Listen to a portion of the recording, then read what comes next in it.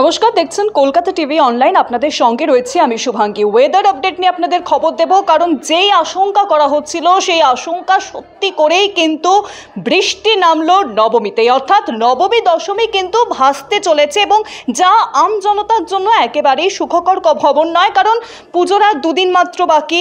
আজ নবমী নিশি পেরোলেই দশমী এবং এই দুদিনই আমরা চুটিয়ে আনন্দ উপভোগ করব, এমনটা যখন মনে করছি।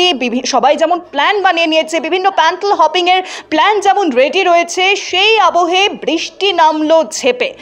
বিভিন্ন জেলায় রয়েছে কিন্তু বৃষ্টির পূর্বাভাস। আলিপুর আবহাওয়া দপ্তর আগেই কিন্তু বলেছিল যে বিভিন্ন জেলায় নবমী থেকে বৃষ্টি নামবে। ঠিক তেমনই কলকাতায় বৃষ্টি নেমেছে, পাশাপাশি উত্তর চব্বিশ পরগনা, পূর্ব পশ্চিম মেদিনীপুর এবং হাওড়ার বিস্তীর্ণ অংশে রয়েছে হালকা থেকে মাঝারি বৃষ্টির পূর্বাভাস। আর এই বৃষ্টি আজ যে শুরু হলো নবমীতে, দশমীতেও কিন্তু ভারী বৃষ্টির আশঙ্কা করা হচ্ছে। পাশাপাশি বজ্রবিদ্যুৎ সহ বৃষ্টি হতে পারে, 30 থেকে 40 কিলোমিটার বেগে বইতে পারে দমকা হাওয়া। উত্তরবঙ্গেও রয়েছে বৃষ্টির পূর্বাভাস।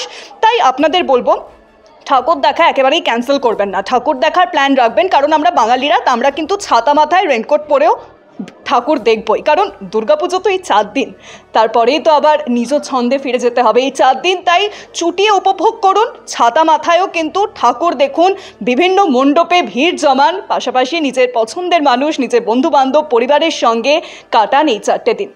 শারদীয়ার অনেক শুভেচ্ছা। দেখতে থাকুন কলকাতা টিভি, রাত দিন 7 দিন।